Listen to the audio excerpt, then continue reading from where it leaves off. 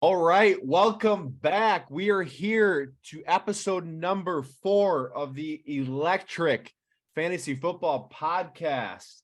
And this week, I have the honor of having one of my very close friends. We worked together for years. Now we play golf together sometimes, and I am honored to have Douglas Hanson on the podcast. Dougie, how you doing, buddy? Thank you, Eric. We're honored to be here. Looking forward to another winning season. Yeah, so fingers crossed. I talked to Chris about this last week. So we were trying to decipher how long this league's been in existence. Yeah. I've been at Gale for 9 years and I've been in it every year.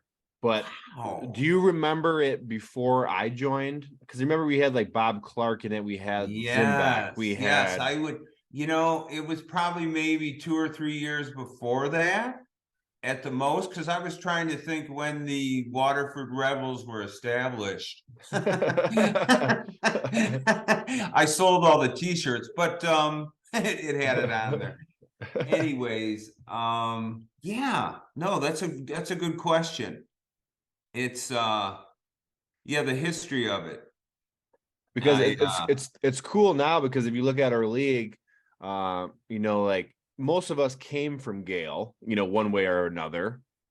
Besides just Kenny, I think, is the only non-Gale person now. Yeah. So for anyone that's been asking, we've all at one point, or I at one point worked with at Gale 8 out of the 900 people in the league. So I think that's awesome that like we still do this, because I know Tom, every year I ask Tom, I go, Tom, fantasy football Gale League, you in this year? He goes, yes. He goes, just to have you guys to keep asking me every year just makes me like want to do it even more.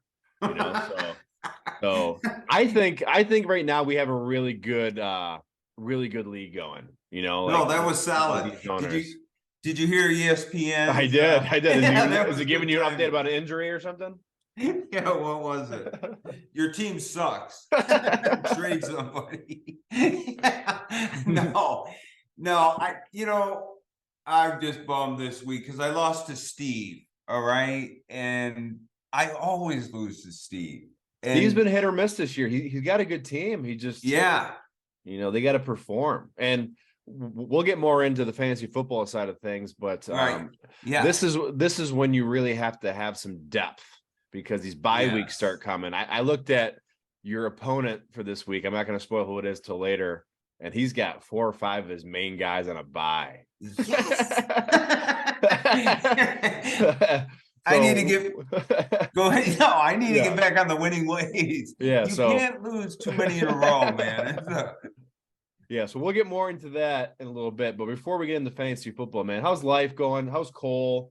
Last time I talked to you, like that picture you sent of Cole, I think it was to Chris and I a couple weeks ago, man. Just from seeing him at my wrestling show, that was what, 2021, maybe late 2020 when I saw him. And now he looks just like a grown man. Yeah, he's so big.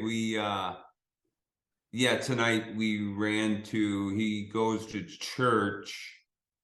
So on Wednesdays is kind of a youth service. So they do some Bible study at the beginning, and then they do some either dodgeball, and tonight was a movie. So yeah, it's how does Bible dodgeball go? Can you explain? Yeah, that's what I call it. So can you just give us like a visual of like, because is like someone getting thrown in the face and they're like John 3:16, or is it like it was like Matthew, Mark, Luke, and John? It's kind of like Cain and Abel, right? At the beginning, they're and then they jump right into the dodgeball. So how was Cole's dodgeball skills? Good. Does he have an arm, or does he have good hands? What's his... he has a combination of both. He's been a fan since early elementary, and it was funny. I used to get to watch him when I'd pick him up from latchkey or whatever the term they're using for it. So no, he's always enjoyed it, and he's always getting slighted. I hit you, man. Yeah. That's how. No, he didn't hit me. Hit the ball. Yeah, right. Yeah. No, I was really big in the dodgeball. I'm sorry, keep going. No, I was too, Eric, and we used to use the volleyballs, right? Yeah. And so you got popped at Yowzer.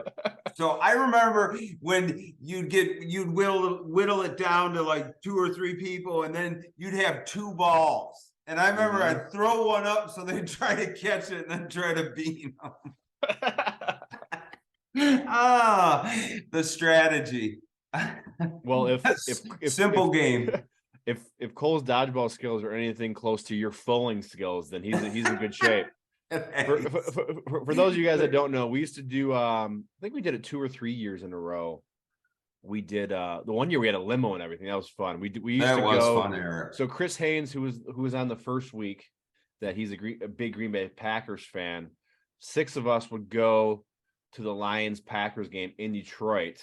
And then one year we took a limo down there. My buddy drove us, but we would go to the Foaling Warehouse for pregame, which we drink beers and play foaling. And you should see this guy on a foaling court. Doug just takes it from here all the way up here. Thank you. No, brings the intensity. Yeah, man. It's fun. It's competitive. That's great. It's like horseshoes without all the dirt. Yeah, it is. And it's a pretty quick game too, Yeah, it is. No, I really enjoy that. I was just thinking about it the other day. I miss playing. I wish there was a place closer, and I don't know if the Foaling Warehouse is still open. I think it is. Yeah. Oh, you think it is? Yeah. Cool. In Hamtramck, yeah, I'm pretty sure it is. They expanded. I see they have some out of state now too, like because they have that trademark for foaling. So all the other ones are like bowling, football, or whatever I don't know, whatever. Like the place that we did in Commerce, or remember we went with Gail. Yeah. On the green, on the dunes. Yeah. On the dunes. What it is. Yes. Yeah. It's but yeah, the Foaling Warehouse, that's like the main Coliseum. Yeah, it's treat. What a treat. Yeah, that was fun. That was fun. That's a nice atmosphere down there. Do you want to tell everybody the results of the one game we went to where we had to take the shuttle back to our cars, and as you know, there's only like one Packers fan on the shuttle. He was with us. That was the touchdown Jesus game. Yeah, I had you were front row with him. Yes. No, it's always interesting, and that's what I learned going to a football game with a person who's rooting for the other team. You can't share the high fives, man. Yeah, you can't share the touchdowns, and then you can't share the It's interesting. It's just crazy. So no, Chris, longtime Packer fan, but yeah, the touchdown Jesus game, we had first row seats. That was when Jim Caldwell was. That was our game, man. Wasn't it like weren't we up like 14-0 to start? And I was like, oh my god, this is gonna be a blowout. Like it was terrible. Literally, no, I thought it was going to be a blow. I thought we were going to be leaving early. Chris and I had, Mr. Haynes had gotten a hotel room, so we were well prepared. It was a late game. It was a Sunday night game or Monday night? Yes, it was. Yes, so it had an 8 o'clock start. Yeah. And so we were front row, and we had bought the tickets the first day after single game tickets were available. Mm-hmm. And bam, we jumped on them, and yeah, they were sweet seats. Again, that touchdown was in our end zone. So if you see the video, you can probably see Chris. He was wearing his Packers coveralls. He turned 32 yesterday. Does he have a vintage moment in him? In the end zone, Richard Rodgers with a walk-off touchdown. A game ender for the Packers.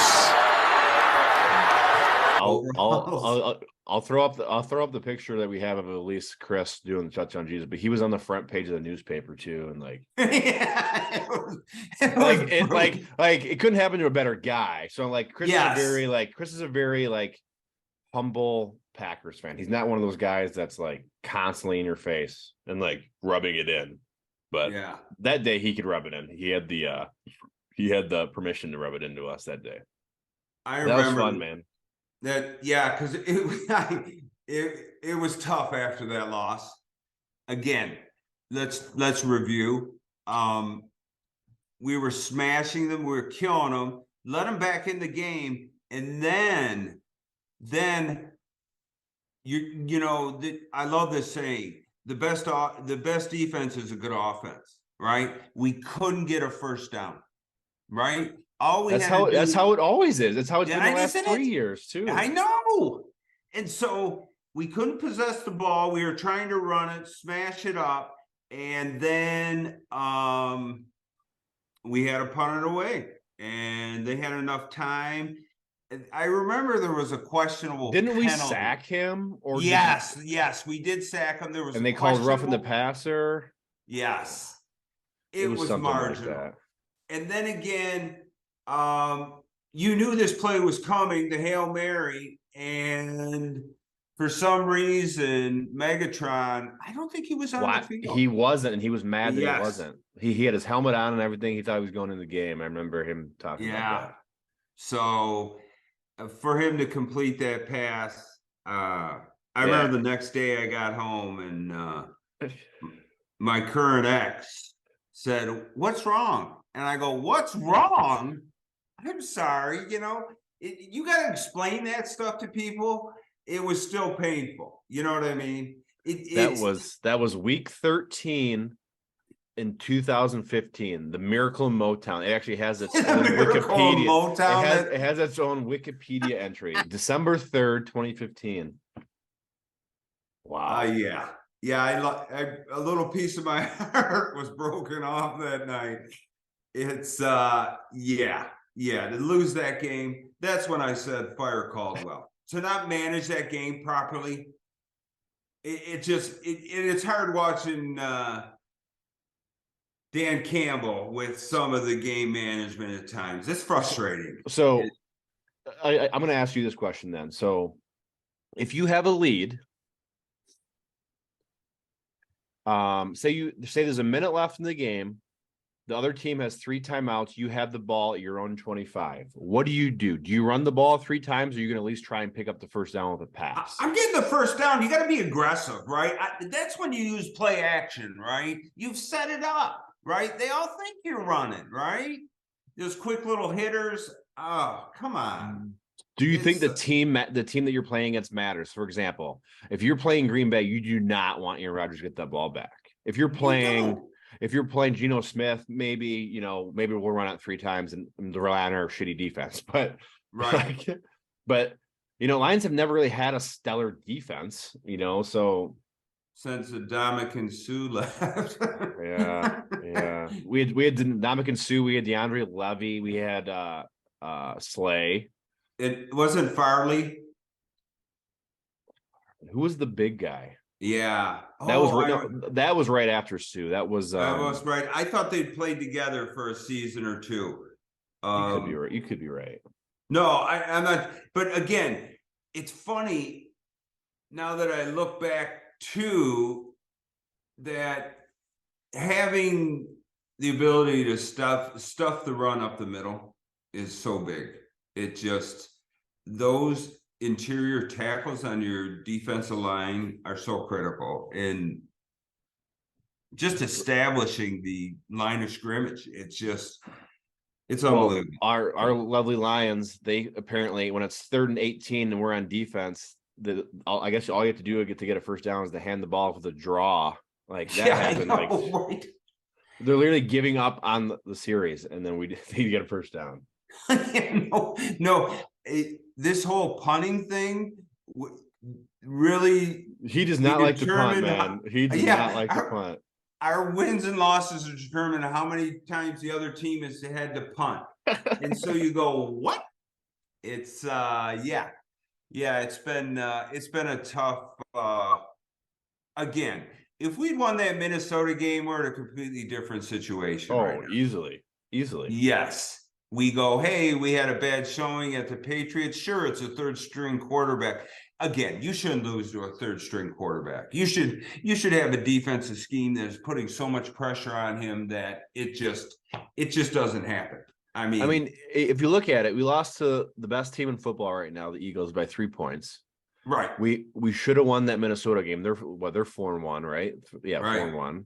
Yeah. We took care of the the Commanders. Then we played Seattle, which was we were favored to win. Right. And then we lost to a third string quarterback. I know. Matt Patricia.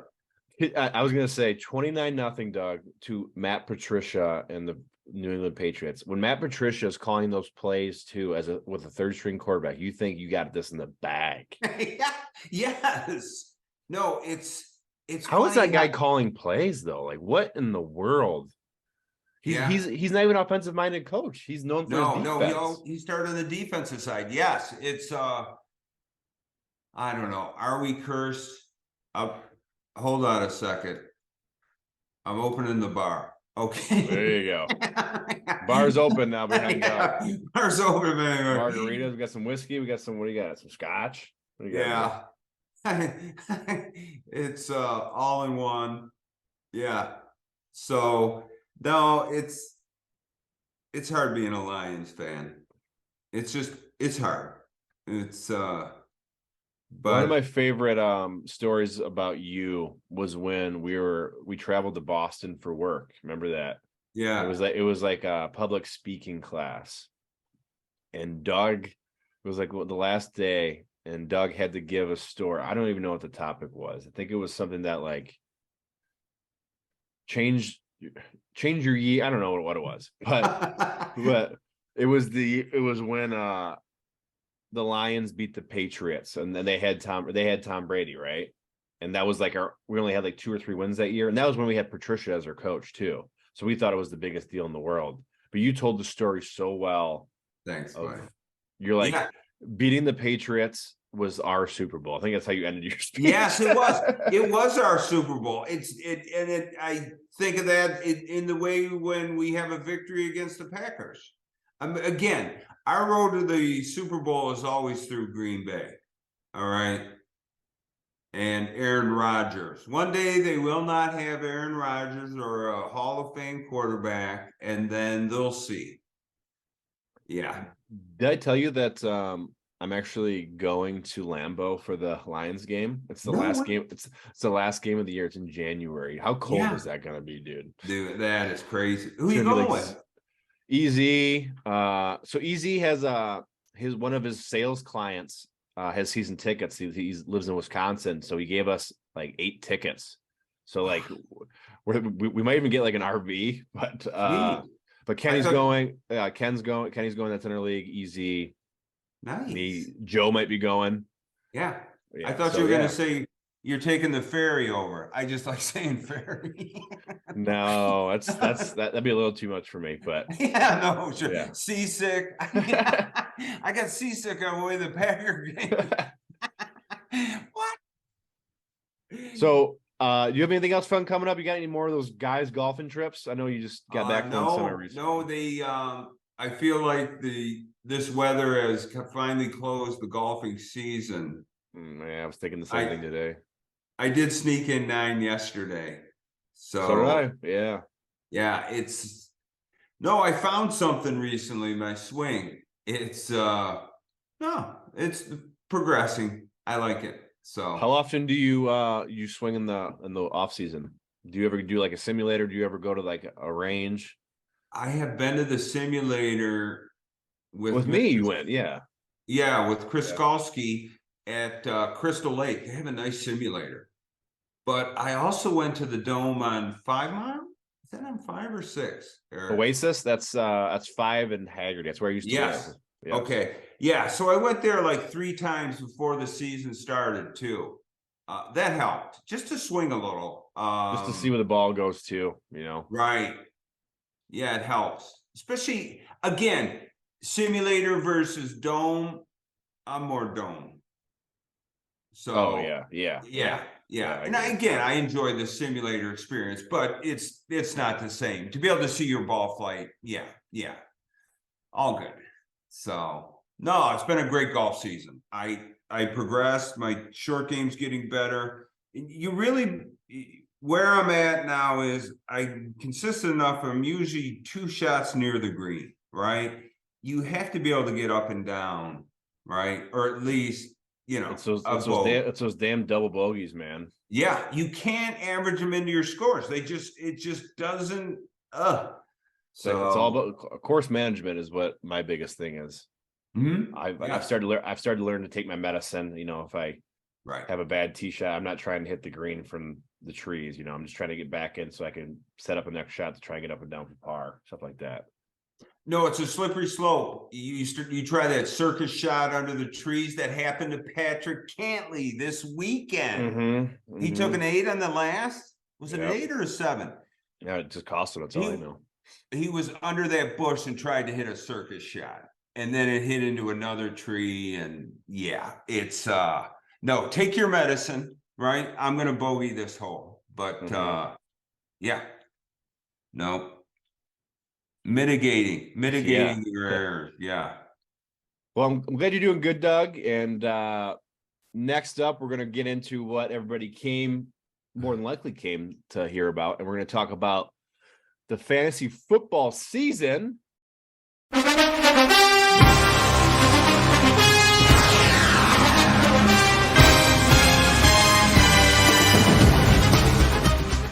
But before we dive into the current standings and what is going on in our league, we got to talk about the draft. So did you have any draft strategy coming in? Like, did you do any of your research? If you did do research, were you reading magazines? Were you looking up articles online? Were you following certain analysts? Like what was your I only had one strategy, and that was not to be overserved by you and your free beer and food. I go, will somebody drink with me, please? You're like, I have a Busch Light. You know what, Eric? I'll take another one. I was like, keep going, Doug. Thank you. No, I was looking up the schedule, and I'm playing Kenny this week. You are. Tell him I hate his helmets, but no. He's like, can I call into the show and talk shit to Doug? I go, no, that's later on in the year. You can do that. Shit to talk. That's funny. No, I do have a couple buys this week, but again, St. Brown, and he's still so banged up. It's you starting Gino this week, huh? Yeah, I picked him up. You saw that because Stafford has been a bum. I know, man, but Stafford's playing Carolina. I know, that's a good point. I wasn't completely sold on it, but I made the moves to get this into place. Cup's been great. I think Gino's the call. I mean, you've got three guys that are questionable in your starting lineup, and then you have Logan Thomas. Logan Thomas is not playing tomorrow, so you're going to have to change him. I'm going to have to change him. I am in a Dalton Schultz in. But he's questionable. But I'm in a tight end conundrum. So you go there to you go to your waiver to get somebody, and it's thin. It is. Yeah. Especially I was happy to see Gino there in the quarterback pool. So I was fortunate. Again, the 49ers defense has probably won me games, but that's not the point. I try to get rid of that player this year. Can we get rid of defense? No, it's the only reason I'm winning. So, but yes, I mean, so like you said, your draft strategy. I talked to you a lot during the Oh draft. yeah, no, my draft strategy. I have the same draft strategies every year, right? Running back, wide receivers, and then I usually do not think about quarterbacks, tight ends until someone's picked one up, right? So I lean heavy running backs because of the ability to score, right? Goal line stuff. There's nothing like having a running back who has a great week, right? He has 40 yards, but he's gone in the end zone 3 times, right? He's on the 2-yard line, he's on the 1, he's in. So no, that's always been my strategy in the wide receivers. I felt I did pretty well this year. I looked at Chris's team is stacked. Oh my God. I was looking at Chris McKellar's team and I went, oh my, that one week he couldn't play He didn't play Jamal Williams a couple weeks ago, but then he played him but then Swift actually got hurt. Right. So now like Williams is the guy. We'll see with Swift come back. But yeah, Chris is one of those guys, man, that like he picks guys that like no one would pick in that situation, but it pays off for him. Like obviously, like I do a lot of stuff by the book and stuff, and I only have one win, so it's. Right. But last year I won the league. That's why I love this league so much. It's anyone can win every single year. No, the parity, yes, especially Is there anyone that you really wanted to draft that you didn't end up being able to take? Was there any one of those like I was? Lemoyne took a couple of my guys, I remember, during the draft, and I was very vocal about that. But was there anybody that you really wanted? I really wanted Christian McCaffrey this year, but in seeing how he's done so far this year and the struggles with Baker, they're kind of a terrible team, man. So Baker's injured now too, so I know I feel bad for him because I seen a YouTube where they analyzed his game, and what it really showed was the defensive line penetrates so deep you just can't even throw. Right? So again, he's not getting sacked, but he can't get the ball over somebody who's 4 yards deep in the, in his backfield. They showed a couple situations like that. It just goes to show you that overall, again, the game is won in the trenches, and people don't notice the impact that they have on a particular performance, especially a quarterback or a running back, etc. So when you look at, again, the devil's in the details. So when you see how these offensive lines are being graded each week, you go, how could you expect to win when, based on those performances? How you could expect the outcome to be any different based on the performances and the ratings. So yeah, it's who do you think was a better quarterback, Baker Mayfield or Tim Tebow? Because I see a lot of similarities in them. So do I. I thought Tim Tebow was going to be more successful because he's a winner. And when he won that playoff game with the Broncos, I went against your favorite team. Yeah. And I went Steelers. Yeah. As long as I know the Steelers are getting smashed, it's okay when the Lions it's they're really selling Kenny Pickett, but whatever, we'll see. Proof will be in the pudding. But I felt Tebow's better, but towards the end you discovered, you start to hear about his mechanics and some of these other things. It's these intangibles that he was surrounded by a lot of good players in college, so I'm sure it's easier. And again, the speed in the NFL, just to the pace of play, it's it's like you said, they're just bringing pressure, and they're like, throw the ball under pressure. We're not going to have you. We're going to stack the box and make you pass it. So when he does pass it, he's under pressure and like doesn't make a good decision, and that's literally what Baker's been doing. And obviously, he's got a lot of pressure on him because of what happened in Cleveland, and like, so. I I do feel for him because I think he's at least when you consider the parade of quarterbacks through the Lions over the years, and you go, yeah, sure, he's better than Eric Hippo. No. and Eric, if you're watching, no. I was just I seen something on Eric Hippo recently. Anyways, when I think of the Harringtons and all the others, I think he could win a Super Bowl if you have the rest of the team around him. Yeah, I agree. I'm curious to see what he does after this, but we can stop talking about Baker Mayfield. He's not even on either of our teams. But yeah, so now we're going to talk about the upcoming week. You are going against Kenny. Yes. He was the guest in week 2. So I'm going to bring up your matchup again right here. So we already talked about Geno Smith getting the starting nod for you this week. Saquon Barkley really coming to his own. That was one of those guys I wanted to take this year, but you took him round 2, correct? Yes, that was round 2. Because I wanted him. So happy to get him. Yeah, when he's healthy. No, because is he still the number 1 fantasy player? I mean, he was trending. He's ranked third for running backs. You have the best receiver. You have the best receiver in fantasy right now in Cooper Kupp. Okay. It's amazing when you pair a quarterback and a receiver, how the receiver can do really well, even though the quarterback is struggling. Mm-hmm. And I've noticed that with the Stafford and Kupp pairing. Yeah.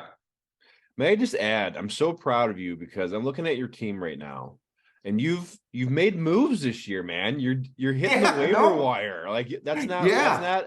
For those that are watching that don't know, Doug's not really a waiver wire guy. Doug's one of those guys that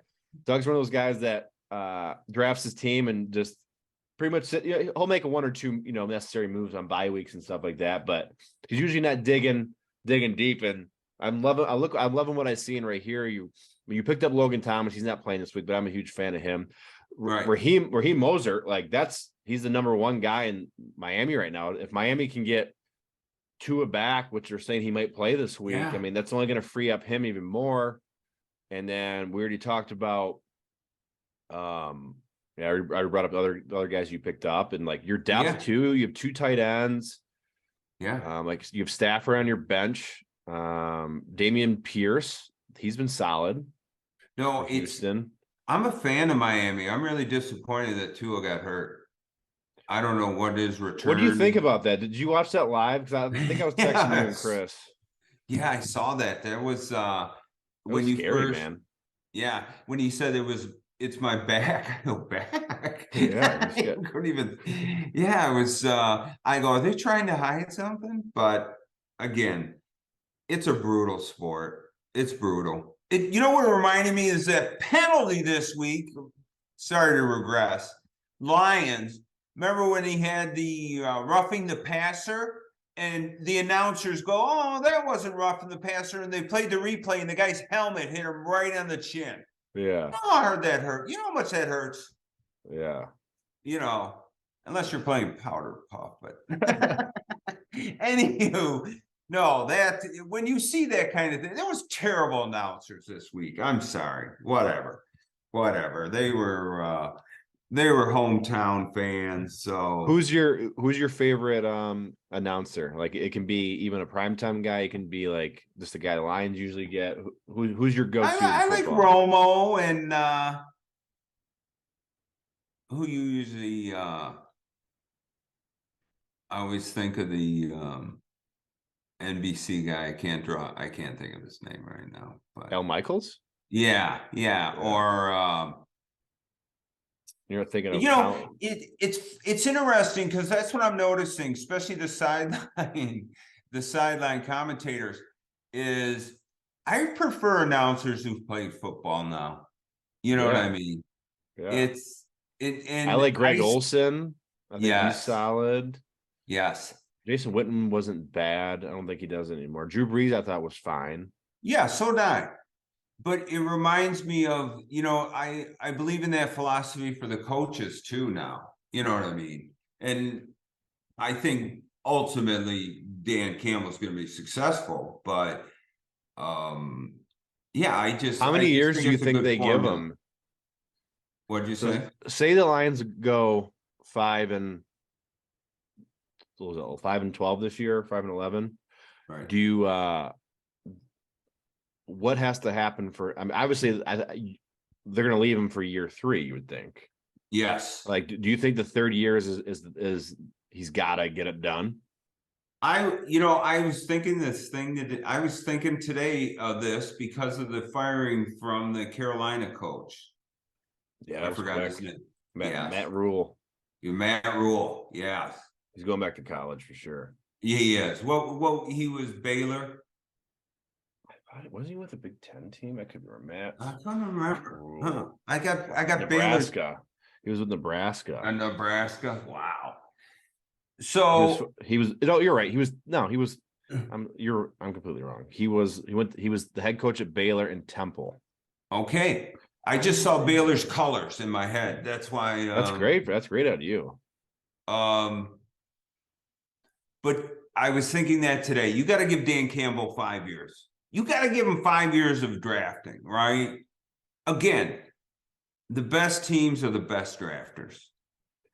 And at the same time, it's not like we have a powerhouse right now. We literally have the worst. We have the worst talent I probably have any out of any of the teams. Definitely, Eric. No, if you again give each player a rating and then added them up and took the aggregate, you just go, wow. How can we compete? Again, on offense, I think our offensive line's amazing, especially the first couple weeks, the blocking schemes. It's amazing, the complexity of the pulls and all the different schemes. Yeah. No, it's enjoyable to watch. But they didn't play very well this week. I mean, no. I sadly it was one of those games where I found something to do during the second half. Yes, isn't that? That's like, okay, I'll be productive. Like I'll go get some yard work done. Like, right. No, because I always use the excuse. I go, Megan, it's Sunday. I'm watching football. Like I already got everything done that I need to get done. So like, yeah, no, it's stopping. Yeah, I get it. No, I went and watched some paint dry. No, it's waiting for whatever. It is what it is. They're getting better. It's even hard to expect our new defensive end. I'm drawing a blank. All these Hutchinson? names. Yes, Hutchinson. To even expect him to perform, again, being a first rounder, but still, the NFL is the NFL. I mean, it's tough. It's tough. So, and it's amazing, when you think about how many plays in a given game and,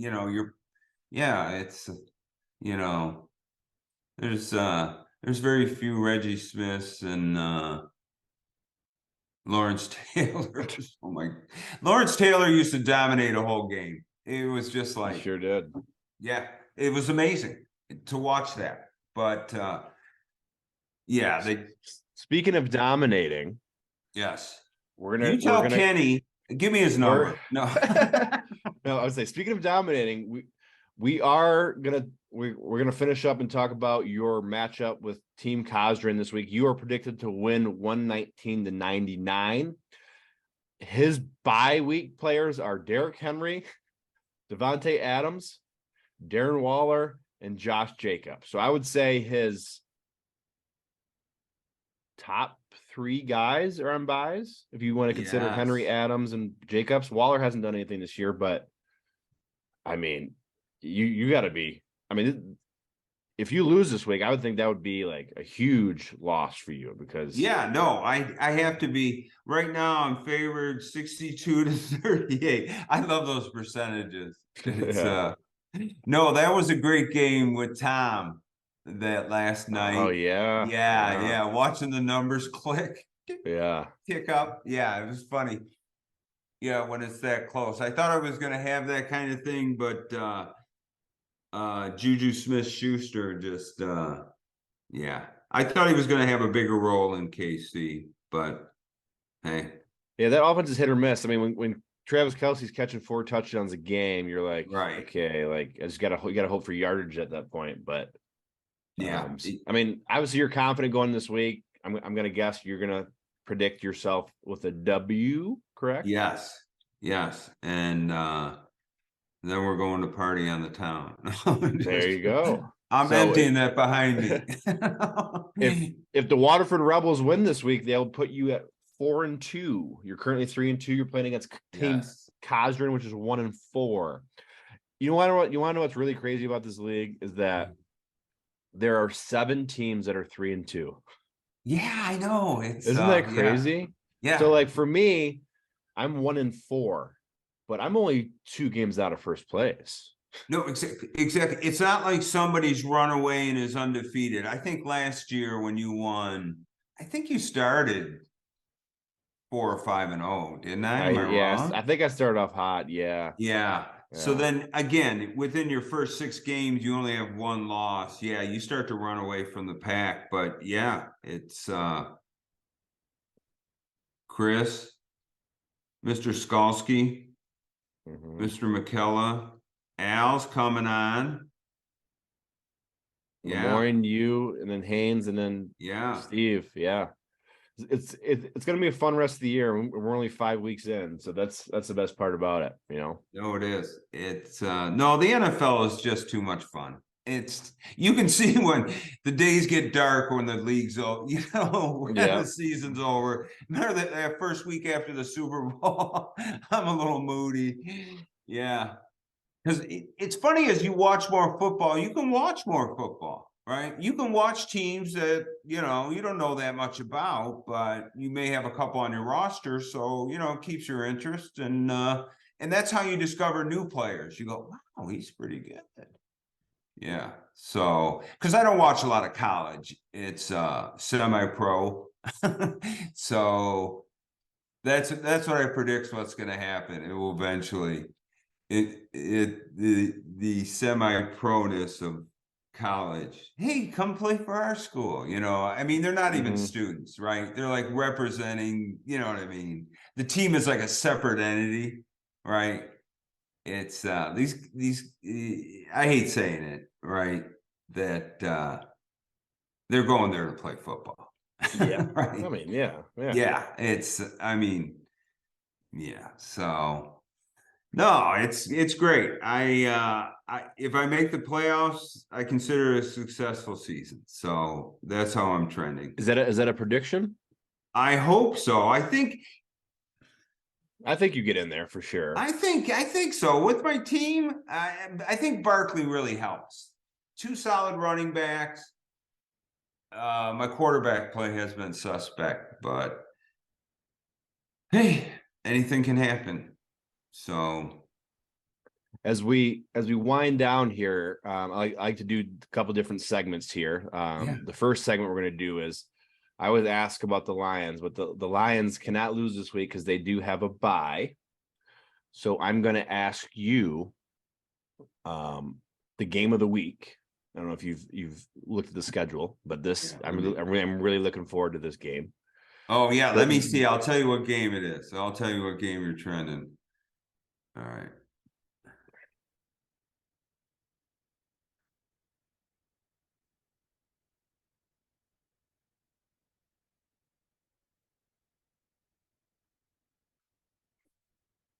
Oh, Commanders and Bears. No. Dang, you got it. You know, the fact that the Bears are getting a new stadium, is that official? I don't know, I'll ask my brother. Yeah. Because I wanted to say it's not Arlington they're moving to, but.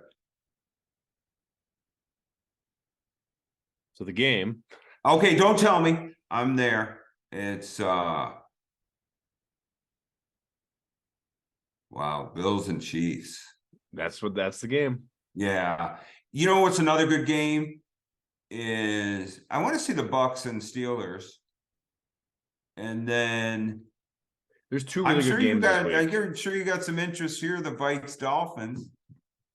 Yeah, well, you know, we'll see what happens. We'll see if Tua comes back, and we'll see what he does. But I mean, obviously I'm rooting for the Minnesota there. I want Minnesota to win the NFC.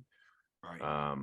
With the Lions are in the playoffs, which they're looking slim right now. I mean, that's my go-to, but that brings you back to my question. The Buffalo Bills versus the Kansas City Chiefs. The Bills are favored by 2.5. Who wins that game, Doug? I'm taking the Bills. It's in Kansas City. Cold. And the Bills are still favored, but the Bills are used to cold weather. Yeah. No, good point, Eric. No, I'd go Bills. I'd put half my paycheck on it. Because if you remember last year, what happened in the playoffs with Bills? Yeah, that was one of the best football games I've ever watched. It was so exciting. That was so good. That was like the Super Bowl, really. You know what I mean? I said whoever wins this game wins the Super Bowl, and then look what happened. So I know, isn't that? But yeah, it had that kind of excitement and the back and forth. It's amazing. The defenses just couldn't stop them. Yeah. So going Bills? You going Bills? How much do they win by? They cover that 2.5 point spread. Yeah, they cover the 2.5. I say they win by 5. Ooh. So no, I say they win. If you guys are big bettors, bet it. Yeah, win by 7. What? How many games do you bet a week? I've been changing it up, but I usually always bet some kind of bet for the Thursday night game. Either it would be like a prop bet, like receiving yards or something like that. But I'm gonna change it up and I'm just gonna do like 2 or 3 games a week and bet a little bit more. Oh yeah. Yeah. So. Oh hey, I forgot I was invited to the CC St. Mary's game. Really? Is it at CC or St. Mary's? It was at St. Mary's. So a gentleman I golf with, his kids attend St. Mary's, so he went and I think CC won. I think CC's got a good team this year. They do, but it's Catholic League. Anything can happen, man. It's kind of like Big Ten football. Yeah, Catholic Central football record.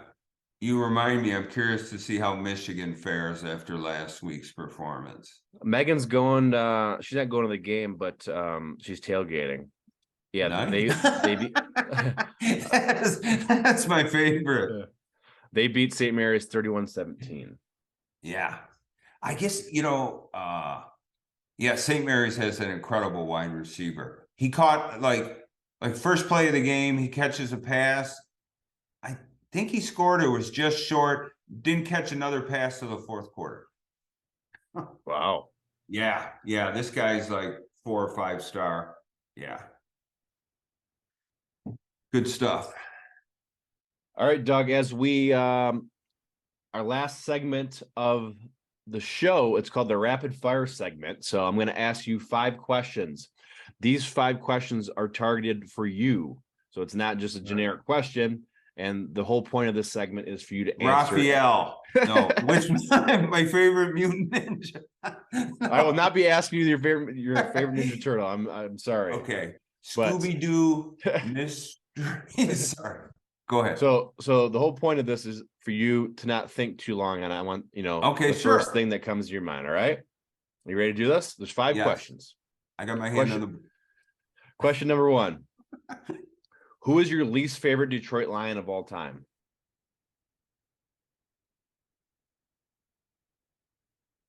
Wow. Sue. I thought for sure you were going Ebron. What? Yeah, no, he's dead to me. What is your favorite flavor moon pie? Chocolate. Vanilla, the original.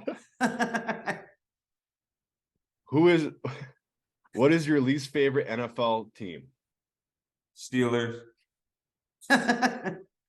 In your opinion, who is the best golfer in the world right now? Rory. Yeah. Last but not least, if you could only eat one meal for the rest of your life, what would it be and why? It would probably be Chinese food, almond boneless chicken, some fried rice, and an egg roll.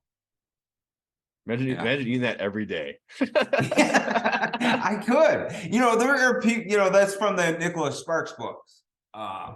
I think The Choice it's called, where the guy, I never knew this, but people eat the same things every day, and I've watched you eat the same things every day, and it's just and I golf with this guy. He goes, "That's how you maintain your weight." Is eating the same foods. There's something about your body. It's interesting. I never heard that theory, but it'd be Chinese food. Is there a certain Chinese place you like go to? Like for me, like I have to get Chinese from this place. It's across the street from us too, which is great. But yes. The real test is the old style Cantonese. So they have the bean sprout egg rolls. Yeah. Those are delicious. Delish. Yeah, no, I've been eating. How often do you get it? Probably once a week. All right. Yeah. So I actually got it today. So for you to ask me. You got it today and you ate it today and you still say it's your favorite. That means it's got to be some good almond chicken, man. Yeah, it is. Boneless chicken. It is. They do. And I got a small wonton today. Yum, yum, yum. I don't make chicken noodle soup, so that's as close as I get. Yeah, it's so good. Yeah, it's but my second meal, no. Whatever. You rock. All right, Juggy. I appreciate having you on, man. No, this was fun. A blast. This was fun. I always enjoy talking with you, and I've enjoyed this NFL season, especially with Dan Campbell and the HBO and Bite kneecaps, baby.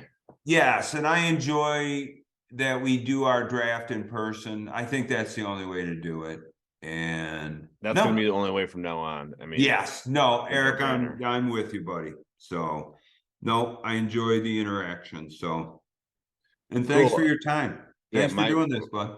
My plan is to have everybody back on at least one more time, and towards the end of the season. So if it's like really like a playoff, like a whoever wins has to get in the playoff sort of thing. I'll bring both of you guys on here, do a little fun banter and stuff like that. Yeah. So just to switch it up because there's only 10 of us, so there's more than 10 weeks of the season. So that's my plan. So expect me back on again. I like it. And yeah, is there anything else you want to say before we log off? Yeah, when you see Kenny. Let's hear it. Come on, let's talk. Keep going. No, right in the shoulder, man. Tell him good luck, and should be a good week, especially with the Lions. I'll probably be found a lot more, but the other games, and then my fantasy. I'll be watching Red Zone instead of the Lions game. Yes, exactly, man. So tell Megan I said hi, and I forgot the name of your cat. Bradley, that's right. Yeah. Cooper. So that's cool, man. How many birdies you got today? I only got one, baby, but I got one.